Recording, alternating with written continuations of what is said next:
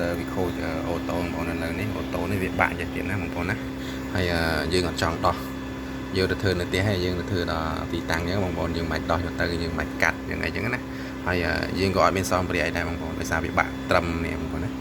បាក់ត្រឹមនេះយើងនឹងធ្វើយកមកចេញបងប្អូនជាក់ស្ដែងយើងក៏ដឹងយកវាមិនបានណាហើយខ្ញុំមានវិធីមួយបងប្អូនណាឥឡូវធ្វើតាមខ្ញុំបងប្អូនយកដៃអាណានេះអាណាដៃរបស់យើងឈៀកវាជា2បងប្អូនណាយកកន្ត្រៃឈៀកវាជា2ដូចខ្ញុំចឹងមកកាត់ដាច់ហើយកន្ត្រៃនេះឈៀកវាជា2ចឹងមកដូចខ្ញុំមកហើយយើងយកទៅរុះវានេះរុះយកវាចេញបងប្អូនធ្វើដូចខ្ញុំចឹងទៅហ្នឹងហើយឥឡូវនេះខ្ញុំកំពុងតែធ្វើជាក់ស្ដែងបងប្អូនណាវាបាក់ទៅខ្ញុំនៅឆ្ងាយអត់បានកាត់យកទៅផ្ទះទេយើងមកធ្វើដល់ទីតាំងចឹងគេប្រញាប់ទឹកបងប្អូនតែចឹងទៅយើងរុះវាឲ្យវាដាច់ទៅយើងឆាបយកមុខវាហើយយើងយកកន្ត្រៃយើងហ្នឹងហើយកន្ត្រៃយើងហ្នឹងដាក់វាណែនហ្នឹងទៅហើយយើងយកម្លេចយើងចាប់វាជាប់បងប្អូនណារឹតឯណែនរឹតឯណែនមកតឹងដៃហើយយើងចាប់បបិលមកបងប្អូនណាចេញបាត់ហើយឃើញចឹងណាចេញមកបាត់ហើយបងវាជាប់ពលឹងតែបន្តិចតែវាវិលមកហើយអូខេបងប្អូនណានេះវិលដៃបាទណាហើយវាមានមុខវាយើងធ្វើកលាក់វាបងប្អូនអាហ្នឹងណាយើងឆាបយកកលាក់វាដូចខ្ញុំហ្នឹងបងឃើញទេបងប្អូនធូរស្រួលធូរចំណេញពេលវេលាលឿនជាងខ្លះមកដល់កាត់តែម្ដងឃើញយ៉ាងហើយកាត់យកទៅផ្ទះហើយស្រួលទាឆាបយកមុខដូចខ្ញុំតិចមកកុំឲ្យដាច់ស្នែក្នុងនេះហ្នឹងបងប្អូនយើងឆាបមើលតែកុំឲ្យស៊ីស្នែដល់ស៊ីស្នែយើងមើលថ្មីអត់ចូលទេយើងឆាបដូចខ្ញុំតិចតិចយ៉ាងមកឲ្យមានកលាក់វាយើងរឹតចេញក្លុចហ្នឹងបងនេះយើងទទួលចេះយើងមើលថ្មីចូលអានេះថ្មីខ្ញុំទិញមកស្រាប់ណាបងប្អូនខ្ញុំទិញមកស្រាប់ឥឡូវយើងមើលវាចូលទៅរុំស្កុតទឹកសិនបងប្អូនណារុំស្កុតទឹកដូចខ្ញុំចឹងមកបងប្អូនណាហើយយើងចាប់វាទៅវិញទៅ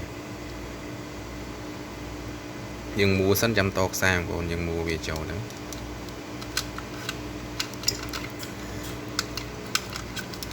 យើងរឹតវាប្រយ័ត្នណាបងប្អូនមិនមែនរឹតចេះតែរឹតទេណាបើយើងរឹតទៅខុសស្នែទ្រុតិចទឹកចាប់ហើយខាតពេលវេលាយើង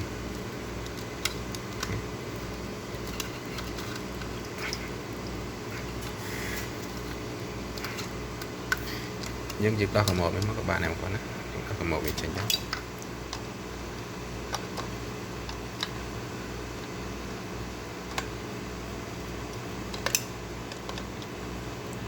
ហូតវាចេញមកបងប្អូនចាំយើងតខ្សែភ្លើងតាមក្រោយអត់អីទេយើងរឹតវាថែមទៀតបងប្អូនណាប៉ុណ្ណឹងអត់ទាន់ចិត្តទេយើងរឹតវាឲ្យណែនទៀតបងប្អូនអញ្ចឹងខ្ញុំធ្វើការរឹតវាទៀតមើលជាក់ស្ដែងឥឡូវខ្ញុំធ្វើការបើកទឹកបងប្អូននេះនោះទឹកអូខេបើកទឹកទៅដែរហើយឥឡូវខ្ញុំធ្វើការបិទទឹកវិញមើលអូតូបងប្អូនណាខ្ញុំការបិទទឹកឲ្យមើលអូតូលុតដាច់មើលគៀកបងប្អូនណាអូតូវាដល់ពេលខ្ញុំបើកទឹកដើរ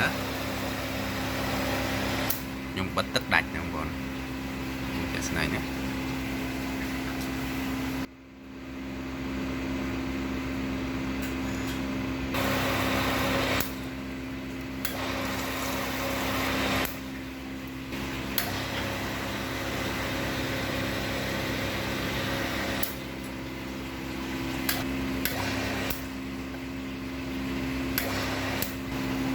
នេះរួចរាល់ហើយបងប្អូនណាធ្វើការចាប់ចូលទៅវិញបងប្អូនអញ្ចឹងបងប្អូនមានវិធីដូចខ្ញុំណាហើយទៅខ្ញុំបាន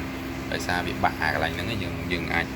ឆ្នៃវាបានដូចខ្ញុំអញ្ចឹងបងប្អូនមិនបាច់ចាំកាត់ទៅយោនេះហើយបាច់ចាំកាន់លើកម៉ូទ័រយកទៅផ្ទះទេយើងធ្វើដូចខ្ញុំទៅព្យាយាមធ្វើដូចខ្ញុំតិចទៅបានហើយបើយើងកាត់ទៅក៏បានដែរវាខាត់ពេលវេលាយើង